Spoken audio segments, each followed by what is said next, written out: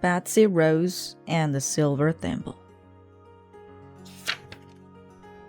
Little Betsy looked around the dinner table. There were her mother and father, her 6 sisters, her brother, George.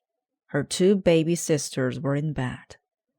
"We have no more room at this table," she said.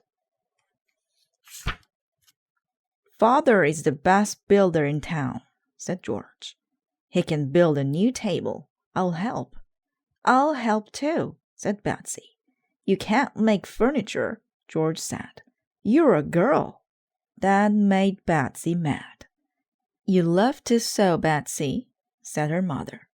"Come sew with me." But Betsy wanted to show George.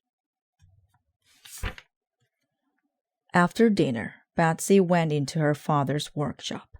"I can make anything I want," she said, "like a table for my doll." She looked at her father's tools. She saw a big saw hanging on the wall. Betsy was glad George wasn't there. She wanted to build a table all by herself.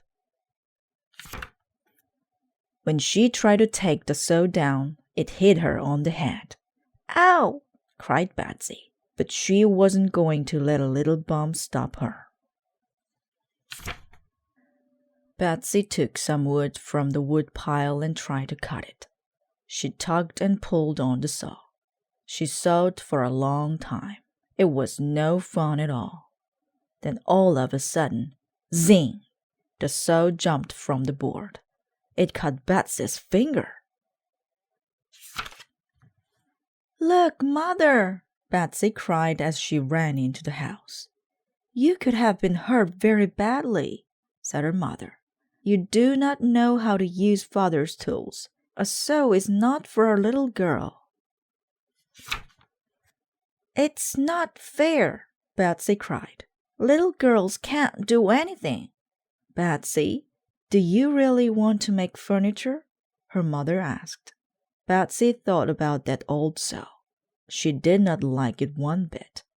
She only wanted to use it because George said she couldn't.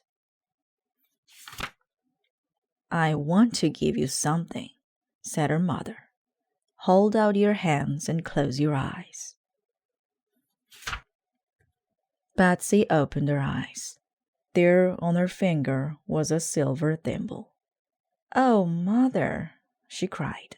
"It's beautiful. My mother gave it to me when I was 6 years old, just like you," her mother said.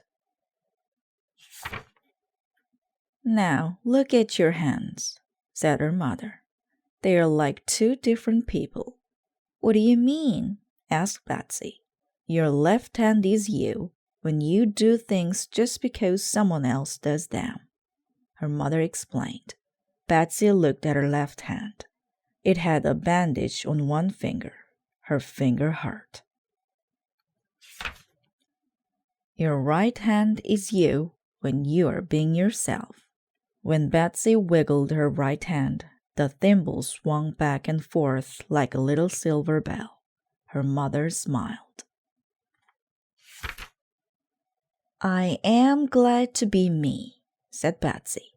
Betsy remembered this lesson her whole life. She was proud to be a girl who was true to herself.